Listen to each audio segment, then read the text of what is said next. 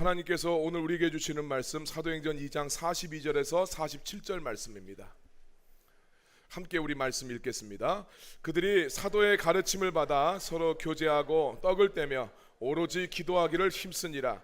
사람마다 두려워하는데 사도들로 말미암아 기사와 표적이 많이 나타나니 믿는 사람이 다 함께 있어 모든 물건을 서로 통용하고 또 재산과 소유를 팔아 각 사람의 필요를 따라 나눠주며 날마다 마음을 같이하여 성전에 모이기를 힘쓰고 집에서 떡을 떼며 기쁨과 순전한 마음으로 음식을 먹고 하나님을 찬미하며 또 온 백성에게 칭송을 받으니 주께서 구원받는 사람을 날마다 더하게 하시니라. 아멘.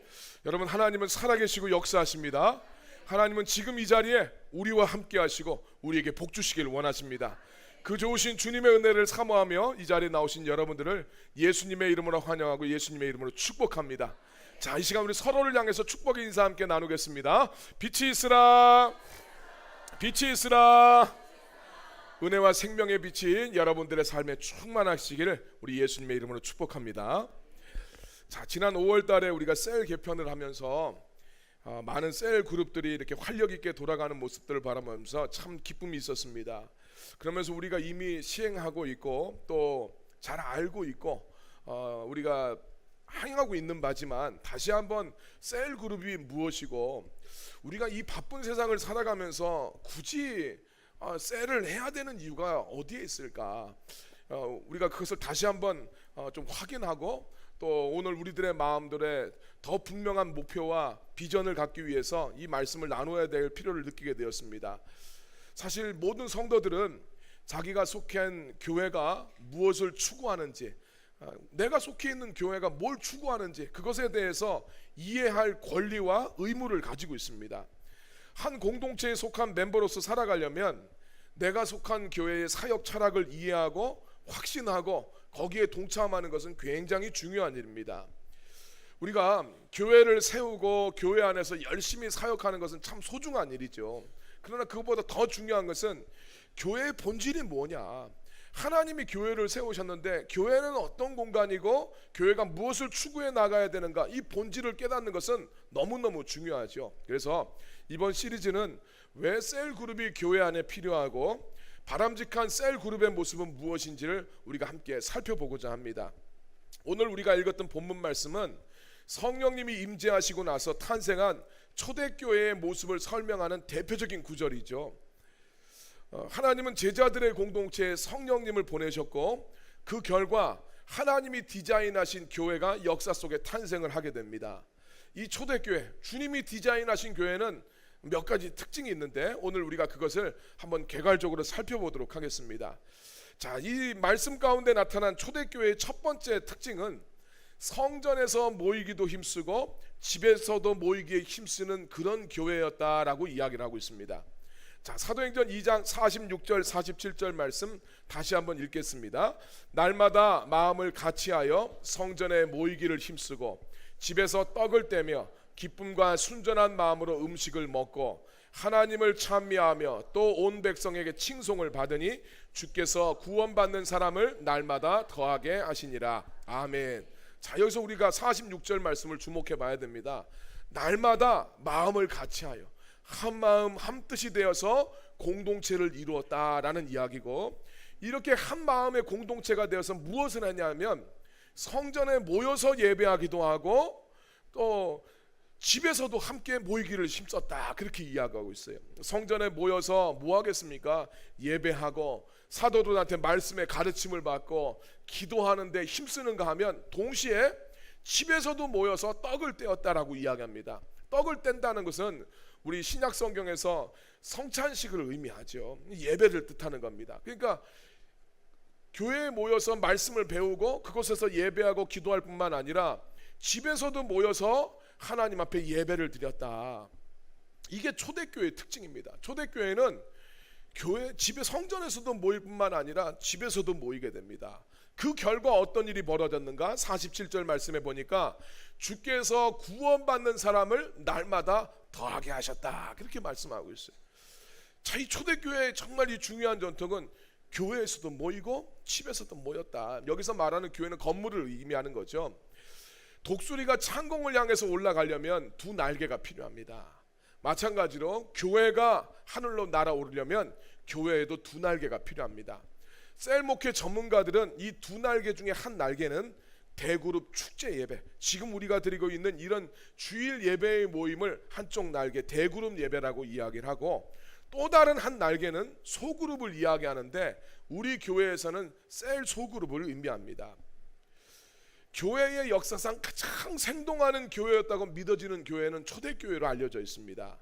이 사도행전에 기록된 초대교회는 바로 이 두 날개로 날아갔던 교회였습니다. 오늘 본문 말씀의 46절 말씀 보니까 초대교회 성도들이 어디에서 모임을 합니까? 성전에서와 집에서 모임을 갖고 있어요. 성전 모임과 가정 모임이 따로 있습니다. 대그룹으로 모이는가 하면 소그룹으로 함께 모입니다. 이게 초대교회의 두 날개였어요. 우리가 현대 교회의 여러 가지 이제 문제점을 지적하는 가운데 썬데이 크리스찬이라는 말을 여러분 다 들어보셨을 거예요. 주일에만 교회에 와서 예배 한 번 드리고 일주일 동안 전혀 하나님하고 상관없는 삶을 살아가는 그런 모습들을 우리가 흔히 썬데이 크리스찬이라고 말하지 않습니까? 많은 사람들이 예수님은 좋은 분이야 그렇게 이야기를 합니다. 그러나 교회 다니는 사람들이 한심해서 교회에 나가고 싶지 않다 하는 그런 이야기를 우리가 듣게 됩니다.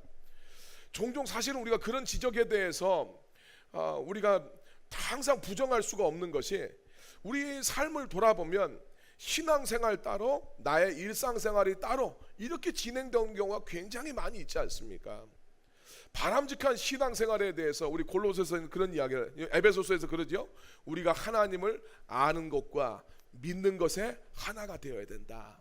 믿는다라는 것은 믿고 산다라는 이야기예요. 그래서 우리가 신앙생활하면서 주님에 대해서 아는 것과 우리의 삶이 일치가 돼야 된다. 신앙생활, 내가 교회에서 다 살아가는 신앙생활 따르고 내 삶은 따르고 이런 것은 온전한 믿음의 모습이 아니다라고 이야기를 하는 것이죠.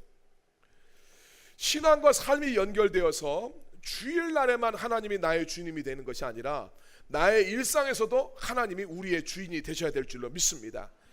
그러나 우리가 일주일에 한두 시간 예배만, 이렇게 주일날 예배만 드려서 우리의 삶이 변하거나 또 내 삶에서 예수 그리스도의 주권을 인정하며 살아가는 것은 사실 쉬운 일이 절대로 아닙니다.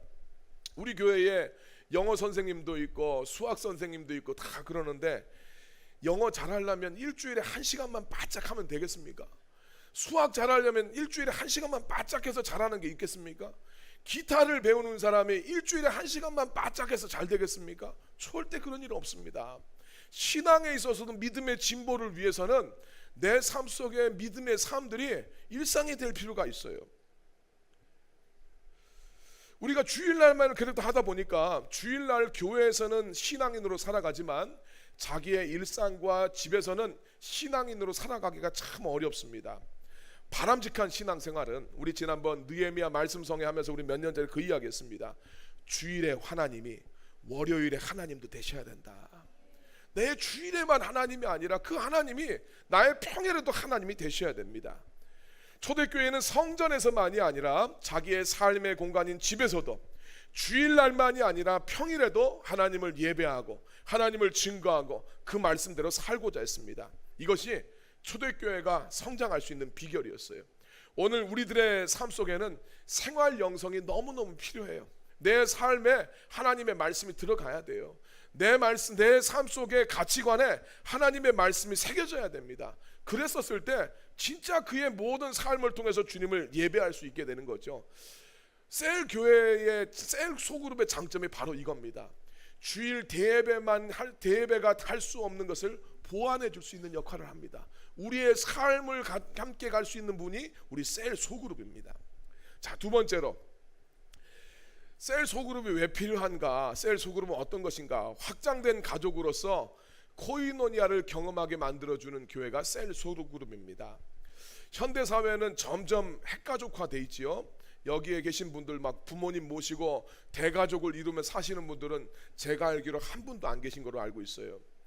우리들한테는 이제 이렇게 살다 보니까 이게 자유롭고 편한 것도 있지만 실제로 많은 현대인들은 어디에 의지할 데도 없고 저마다 굉장히 외로워합니다.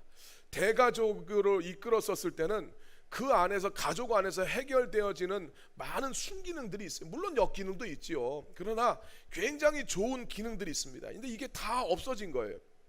그러다 보니까 우리 현대인들은 정말 이제 외롭다라는 것을 많이 느끼고 살아가지요. 특별히 우리 교회에서는 오리지널 광양 분들은 그렇게 많지 않아요. 다들 어디선가 왔어요. 예. 다들 어디선가 남편 따라서 아니면 아내 따라 오신 분도 계세요. 이 광양에 이렇게 오시면서 우리가 함께 살게 됐는데 뭐 다 여기 아무도 여기 올 이유도 없는데 여기 저도 마찬가지입니다. 제 중학교 국어 선생님이 광양 분이었는데 그거 외에는 제가 광양하고 연결된 부분이 하나도 없습니다. 근데 우리가 다 여기 와서 살다 보니까 아는 사람도 없고 또 우리가 깊이 마음을 나눌 수 있는 이런 사람들도 참 없게 마련이에요.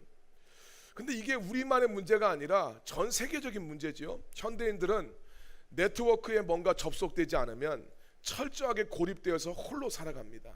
그리고 많은 사람들이 신앙생활도 그렇게 하려고 생각을 해요. 그러나 여러분, 신앙생활은 산속에서 혼자 돌을 닦는 것이 우리 기독교 신앙생활이 아닙니다. 기독교 전통에서는 우리 수도원 운동이 있긴 있었습니다만은 원래 정통 유대교 안에서부터 이루어지는 것은 혼자 산에서 수련을 하고 이런 전통은 사실은 없어요. 기독교는 공동체로서 하나님의 백성으로 살아가는 것이 우리 기독교입니다. 그런데 교회에서 대그룹 예배만 드리게 되면 교회가 가족이다, 또 교회 안에 코이노니아, 이 코이노니아는 친교, 사귐 이렇게 번역을 하는데 교회가 가족이고 교회 안에 이 코이노니아가 있다라는 것을 경험할 수 있는 방법이 없게 됩니다. 근데 이 교회의 친교와 사귐은 뭐 함께 놀기 위한 그런 목적이 사실 아니에요. 함께 놀기 위한 것은 사회의 동호회가 그렇게 합니다. 교회 안에서의 코이노니아는 주님이 원하시는 그 목적을 향해서 함께 가는 것이 이 코이노니아예요. 그래서 주님이 원하시는 오늘 우리들의 삶을 경영하고 그 삶의 모습으로 가기 위해서 서로 격려해주고 위로해주는 그 가운데서 일어나는 사귐을 코이노니아라고 합니다. 이걸 어디서 경험하냐면 셀 소그룹 안에서 경험을 하게 됩니다. 셀 연구가인 빌 베켄 박사가 그분의 책 제2의 종교개혁이라는 책에서 대그룹 예배는 하나님의 초월성을 경험하는 예배다 그렇게 이야기를 합니다. 그렇죠. 대예배는 잘 준비된 말씀과 또 찬양과 예배의 시스템을 통해서 나의 삶 속에 정말 초월적으로 역사하시는 그 하나님을 경험하면서 나아갑니다. 소그룹은 우리 속에 함께 하시는, 내재하시는 성령님, 내재하시는 하나님을 경험하는 예배가 소그룹이라고 이야기합니다. 그래서 대그룹 예배에서는 말씀이 선포되면 아멘 할 뿐이지 그 말씀 앞에서 다른 질문을 하거나 이런 것이 할 수가 없어요. 그 말씀에 일방적으로 선포되는 말씀 가운데서 내 삶을 조정하고 순종하고 또 오늘 예배 가운데 임재하시는 초월적이고 위대하신 하나님을 경험하면서 나아가는 것이 대그룹 예배예요. 그러나 소그룹 예배에서 경험하는 하나님은 우리와 함께 하시고 친밀하게 내 삶을 살피시는 하나님을 경험하는 자리가 소그룹 셀 모임입니다. 대그룹에서는 한 사람 한 사람을 막 신경 써주거나 그들의 이야기를 듣거나 질문을 하거나 소통하는 것은 불가능해요. 그러나 소그룹에서는 모든 성도가 예배의 주체가 되어서 자기가 주일날 들었던 하나님의 말씀을 내가 어떻게 그 말씀대로 살았는지 그 말씀을 나눔으로써 자기의 삶을 나눔으로써 성도들과 교제하고 또 그 가운데서 말씀대로 살았을 때 어려운 점들, 힘든 점들을 이야기할 때 서로 그것을 위해서 중보 기도해주고 또 서로 도울 수 있으면 도와줌으로써 전인적으로 함께 성장할 수 있는 믿음의 공간이 셀 소그룹입니다. 사도행전 2장 44절에 45절 말씀, 초대교회를 보면 어려움들을 어떻게 해결해 나가나 같이 말씀 봅시다. 믿는 사람이 다 함께 있어 모든 물건을 서로 통용하고 또 재산과 소유를 팔아 각 사람의 필요를 따라 나눠주고. 그렇습니다. 초대교회 성도들은 서로의 필요를 채워줬어요. 실제적인 도움을 주면서 한 믿음의 공동체를 이루었습니다. 그래서 셀 공동체 안에서 이러한 돌봄과 이러한 자기의 삶을 책임져주는 셀 가족들을 경험하면 셀에 대해서 잊지를 못합니다. 우리 이사간, 오창으로 이사간 한 자매가 마지막 식사하는 자리에서 막 눈물을 흘리면서 이야기해요. 우리 셀 언니들이 자기를 이렇게 붙잡아 주지 않았으면 자기가 참 이 힘든 시간을 버틸 수가, 뭐 아파트 막 전세 사기도 당했고, 또 뭐 남편은 자기가 발령이 안 나서 막 힘들고, 여러 가지 막 고민들 때문에 막 정신과 치료도 받으면서 마음이 너무 복잡하고 힘들었는데, 셀 언니들이 자기를 그렇게 보살펴주고 함께 기도해 주면서 자기가 어렵고 힘든 시간을 견딜 수 있었다라는 이야기를 들었을 때 마음속에 참 기뻤어요. 그렇게 셀 공동체, 함께 해주는 공동체, 소통하는 공동체, 도움을 주고받는 이 공동체를 한번 경험하면 셀을 너무너무나 귀하게 여기게 되어 있습니다. 여기까지 말씀을 드리면 어떤 분들은 한국 교회는 전통적으로 구역 예배가 있지 않았습니까? 그래서 그 구역 예배가 소그룹을 감당하지 않았습니까? 구역하고 셀이 어떻게 다릅니까? 이렇게 이제 묻으시는 분들 계십니다. 맞지요? 전통적으로 한국의 이제 교회의 구역 제도가 어느 정도 소그룹의 역할을 감당한 건 사실입니다. 그러나 두 가지 면에서 셀과 구역은 다르다라는 것을 우리가 이야기할 수 있어요. 첫 번째는 소그룹 예배는 대그룹 예배와 성격이 좀 달라야 돼요. 대그룹 예배를 보완하는 역할이죠. 그런데 구역 예배는 어떻습니까? 대예배의 축소판이에요. 일방적으로 말씀 전하고 그냥 그 말씀 듣고 헤어지는 것이 대그룹 예배입니다. 그래서 대예배의 이 보완 기능을 완전히 하지를 못합니다. 근데 셀은 설교가 아니라 자기가 들었던 말씀 가지고 어떻게 내가 살고 있고 어떤 느낌이었고 그 말씀에 대한 자기의 이 감동을 나누는 거죠. 그러면서 말씀대로 내가 어떻게 살려고 했는지, 그 말씀 가운데 살려고 했을 때 어떤 어려움이 있었는지, 어떤 결단을 했고 또 말씀에 따라서 어떤 성취가 있었는지, 이런 나눔을 통해서 치유가 일어나고 서로에게 격려가 되는 것이 셀 소그룹입니다. 두 번째로 전통적인 구역은 주중에 한 번 더 모이는 모임으로만 존재할 뿐 그 자체가 교회로서의 기능은 못했어요. 이게 무슨 말이냐면 구역과 셀의 가장 결정적인 차이점이 뭐냐라고 했었을 때 셀은 하나의 작은 교회다라는 이야기예요. 셀 안에는 교회가 해야 될 여러 가지의 역할들이 그 안에 다 들어갑니다. 예배도 하고 친교도 하고 봉사도 하고 전도도 하고 기도도 하고 양육도 하고 훈련도 다 셀 그룹 안에 포함되어 있어야 돼요. 소그룹 안에 교회가 하는 역할들을 다 그 안에서 일어나고 있다면 이것을 우리는 소그룹 셀이라고 이야기를 합니다. 세 번째로 셀 소그룹은 만인 제사장 교회를 실천할 수 있는 것이 셀 소그룹이라고 할 수 있어요. 만인 제사장 이론은 들어보신 분들이 계시죠? 루터가 종교개혁할 때 내세웠던 중요한 이론 중에 하나입니다. 하나님이 사람을 구원하셨을 때 신자로 구원한 것이 아니라 모든 사람을 사역자로 부르셨다는 이야기예요. 자, 베드로전서 2장 9절 말씀 같이 한번 읽겠습니다. 그러나 너희는 택하신 족속이요 왕 같은 제사장들이요 거룩한 나라요 그의 소유가 된 백성이니 이는 너희를 어두운 데서 불러내어 그의 기이한 빛에 들어가게 하신 이의 아름다운 덕을 선포하게 하려 하심이라. 아멘. 너희는 택하신 족속, 하나님이 창세부터 택하신 족속인 너희들이다. 그리고 하나님이 너희들을 왕 같은 제사장으로 부르셨다. 성도 그냥 예수님 믿는 신자로 부른 게 아니라 너희들을 제사장, 목사로 부르셨다.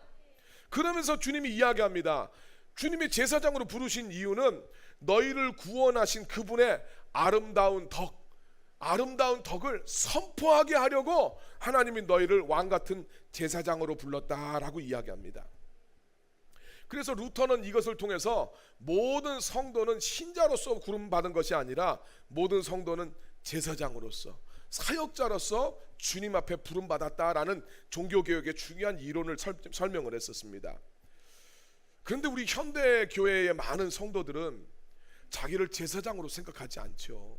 제사장으로 생각하지 않습니다. 내가 사역을 감당해야 된다라는 생각을 별로 하진 않습니다. 그런데 우리가 사도행전을 보면 초대교회 7명의 집사님들 보면 대단한 평신도들 아니었습니까? 정말 스데반 같은 사람은 성경의 전체를 꿰뚫고 있는 성경에 대해서 굉장히 박식한 사람이었을 뿐만 아니라 이 집사님들 전부 다 전도의 일꾼들이었습니다. 그리고 기도의 사람들이었어요. 교회에 철저하게 헌신된 사역자들이었다는 것을 우리가 말씀을 통해서 바라보게 됩니다. 실제로 현대 교회에도 평신도들 중에서 얼마나 훌륭하고 자질이 좋은 분들이 있는지 모릅니다. 그런데 자기 자신을 사역자로서 주님이 부르셨다라는 것을 깨닫지 못하니까 그렇게 살질 않아요. 우리 제자훈련 교재에 보면 양육의 기쁨 보면 그 나오죠. 독수리 비유가 나와요. 독수리 새끼가 병아리 틈에서 자랐을 때 자기가 독수리라는 것을 깨닫지 못하니까 마치 병아리처럼 자기를 인식하면서 그 주는 모이만 붙잡아 먹고 그 땅에서 살더라는 거죠. 성도들을 하나님이 하늘을 날아가는 위대한 독수리로 부르셨는데 자기 자신을 그렇게 생각하지 않아요.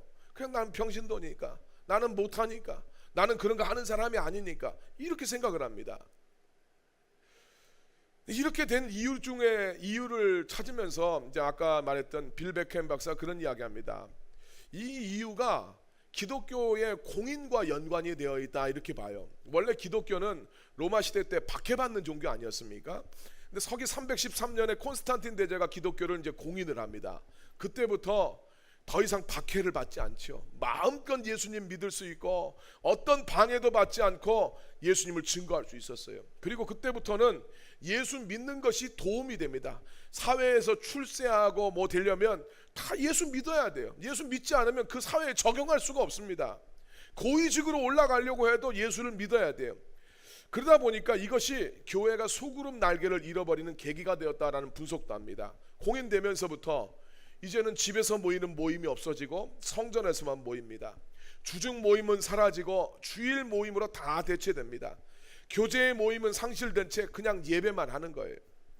교회 구조는 찾아가는 구조였는데 이제는 찾아오라는 구조가 되어서 교회다우는 야성을 다 잃어버리게 됩니다. 그리고 그 과정에서 평신도 사역자의 역할이 축소됩니다. 그때부터 일어나는 것은 이제 안수받은 성직자의 역할만 강조가 되는 거죠. 그래서 이때부터 수많은 평신도들은 신앙생활의 주체가 되지 못하고 다 교회 안에서 구경꾼이 돼버립니다. 모든 사역은 목사에게 위임되고 성도들은 굉장히 수동적으로 신앙생활을 하는 거죠. 구경꾼이 돼 살아갑니다. 전도폭발 운동의 창시자였던 제임스 케네디가 이런 글을 쓴 적이 있어요. 전쟁이 벌어졌는데 병사 한 명이 말을 하는 거예요. 실제 전장에는 가장 많은 권한과 책임을 가진 장군들만 내보내서 싸우게 하십시다. 이렇게 이제 제안을 하는 것을 상상을 해보라는 거예요. 병사들이 전쟁터에 나가지 않고 장군들만 나가서 전쟁에 싸운다면 그 전쟁을 어떻게 이길 수 있겠습니까? 절대 이길 수가 없이요. 장군들 뭐 무기 뭐 있습니까? 권총 하나 들고 있는데 그것만 가지고 장군들이 뭐 10명이 나간다 한들 어떻게 뭐 고지를 뺏고 어떻게 적들을 점령하면서 싸울 수 있겠습니까? 군 병력이 움직여야 여기에서 힘이 나오지 않겠습니까? 근데 마치 현대의 교회에서는 이러한 일들이 그대로 벌어지고 있다는 거예요. 수많은 평신도들은 사역을 하지 않고 오직 목사들만 사역을 감당하는 것이 바로 이 지금 교회의 모습이라는 겁니다. 장군들만 전쟁터에 나가서 싸우는 거랑 똑같다는 거예요. 바람직한 교회의 모델은 우리가 에베소서 나중에 말씀을 좀 살펴보겠습니다만은 바람직한 교회의 모델은 목사는 코치의 역할을 해서 성도들을 준비시키고 성도들을 잘 준비시켜서 봉사의 일을 하게 함으로써 주님의 교회를 세워나가는 것이다 라고 에베소서에서 이야기하고 있어요. 그래서 16세기 종교개혁 운동이 성직자의 손에만 있었던 성경을 평신도의 손에 들려준 것이었다면 이제 제2의 종교가 일어나야 된다 이렇게 이야기합니다. 그래서 제2의 종교국이 뭐였냐? 목회자의 손에만 달려있는 사역을 평신도의 손에 돌려주는 사건이 되어야 된다라는 주장을 이야기하고 있습니다. 셀에서는 셀 리더가 목양 사역자로서 목사와 같은 역할을 합니다. 셀 교회는 종교개혁에서 강조된 만인 제사장의 본질을 교회 현장에서 실천하는 장이 됩니다. 여러분 사실 초대교회의 저력은 어디서 나오냐면 강력한 평신도들한테 있어요. 모든 평신도들이 말씀을 전하고 말씀을 가르치고 전도하고 교회를 섬기는 데서 강력한 에너지가 나옵니다. 모든 성도들은 성전뿐만 아니라 집에서도 한 명의 사역자로 살아갔어요. 여러분 우리가 사도행전 보면 바울만 무슨 교회를 개척하고 바울만 전도한 것처럼 우리가 생각할 수 있는데, 여러분 아시다시피 이미 바울이 로마에 가기 전에 로마에 교회가 세워져 있었어요. 예루살렘 박해 때 피해서 도망갔던 사람들 중에 로마에 가서 그곳에 이미 교회를 세웠고, 안디옥 교회도 사도들이 세운 교회가 아닙니다. 이방인을 전도했던 안디옥 교회도 이미 구레네 사람들이 가서 그곳에 가서 안디옥 교회에 터를 닦고 이미 교회를 만들고 있었어요. 그리고 나서 나중에 뒤늦게 바나바와 바울을 파송을 하게 되는 것이지, 이 교회들이 다 무슨 사도들에 의해서 세워진 것이 아니라 이름 한 줄 없는 수많은 평신도들을 통해서 복음의 기초가 놓여지고 있었고 선교가 이루어졌다는 것을 말해주고 있습니다. 그래서 성도들이 자기 자신을 제사장으로 자각하며 살아갔었을 때 그 성도가 정말 성숙해지고, 자기를 제사장으로 생각하면서 주님께서 맡겨주신 사역을 감당할 때 그리스도를 닮게 되고 성령의 인도하심 따라 살아가는 능력 있는 주님의 종들이 될 줄로 믿습니다. 네 번째로, 셀교회는 전도와 양육이 일어나는 교회입니다. 우리 지금까지 초대교회가 보여줬던 저력 세 가지를 이야기했어요. 첫 번째는 성전에서도 모이고 집에서도 모이는 교회였다. 두 번째는 확장된 가족으로서 코이노니아를 경험하는 교회였다. 세 번째는 만인 제사장의 제사장으로서 주님을 섬기는 교회였다라는 것을 우리가 발견을 했습니다. 근데 이 세 가지의 특징이 교회가 주님이 주시는 지상 명령을 이루도록 도와줍니다. 교회에게 주님이 주신 지상 명령이 뭡니까? 마태복음 28장 19절 20절입니다. 같이 읽겠습니다. 그러므로 너희는 가서 모든 민족을 제자로 삼아 아버지와 아들과 성령의 이름으로 세례를 베풀고 내가 너희에게 분부한 모든 것을 가르쳐 지키게 하라. 볼지어다 내가 세상 끝날까지 너희와 항상 함께 있으리라 하시니라. 아멘. 주님의 지상 명령, 마지막 제자들한테 하신 말씀이 이겁니다. 모든 민족을 제자로 삼아라. 여러분 주목하십시오. 신자로 삼아라 라고 이야기하지 않고 제자로 삼아라 이야기했어요. 예수님 믿고 구원받은 것으로 끝내는 것이 아니라 제자를 삼아라. 주님이 제자를 부르실 때도 나를 따라와라, 내가 사람을 낚는 어부가 되게 하겠다.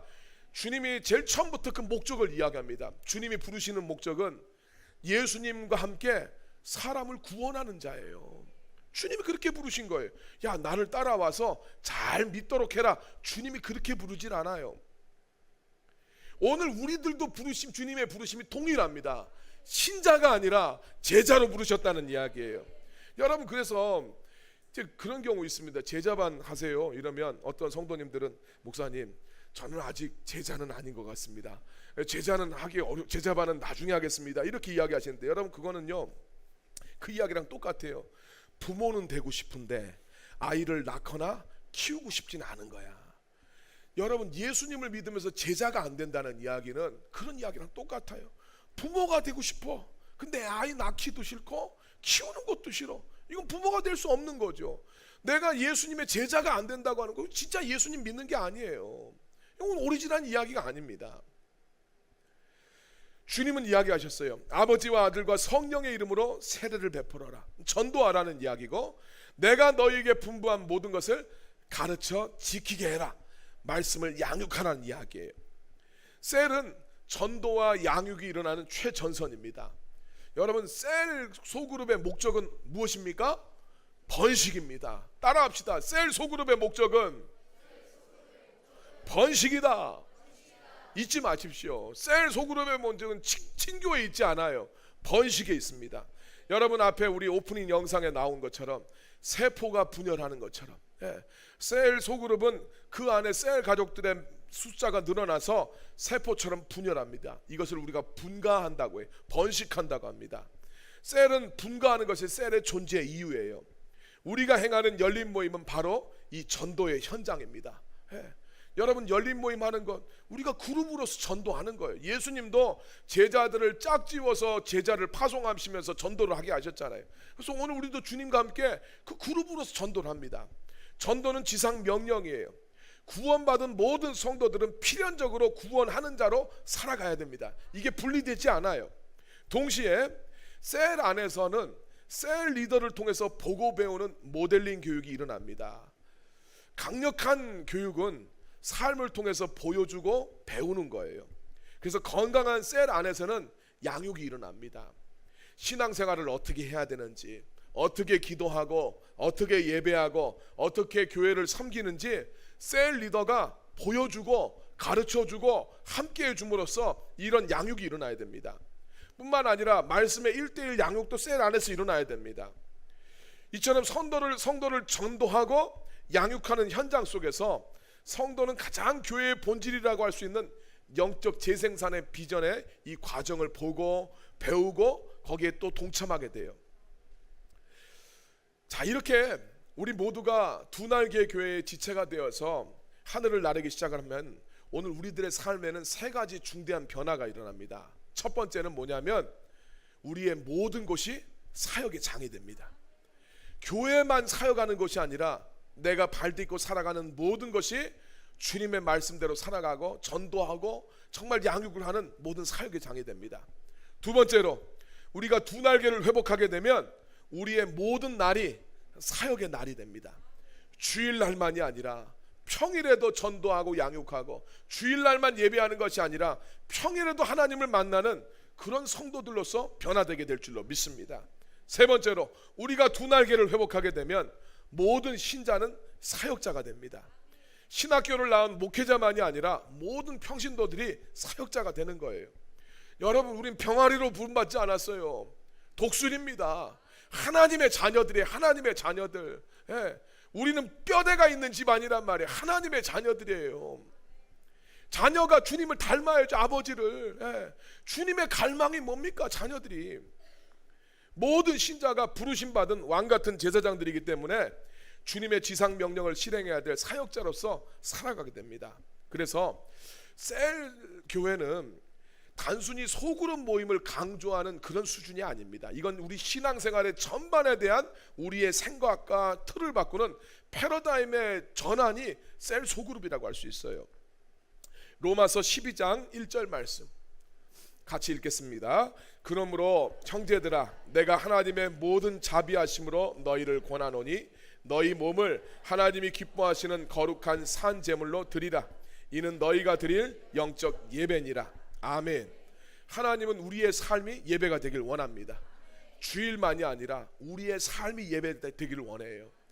주님은 또 우리가 주일날 드리는 제물만이 아니라 우리 자신이 산 제물이 되어서 주님을 섬기길 원하세요. 주님이 우리의 삶이 예배가 되고 우리의 삶이 하나님을 섬기는 삶이 되게 하는 시스템이 셀 소그룹 사역이라고 할 수 있습니다.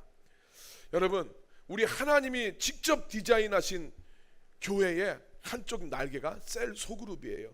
우리는 셀을 통해서 풍성한 하나님의 은혜를 경험하고 누리게 될 뿐만 아니라 우리를 제자로 부르시는 예수님의 목적을 이루어갈 수가 있게 됩니다. 그래서 여러분들이 속한 셀을 사랑하시고 그곳에서 여러분 기도하시고 동참하심으로써 하나님이 주신 건강한 날개를 우리가 회복해서 우리 주님 기뻐하시는 모습으로 오늘 우리들과 우리의 교회가 회복되기를 예수님의 이름으로 축원합니다.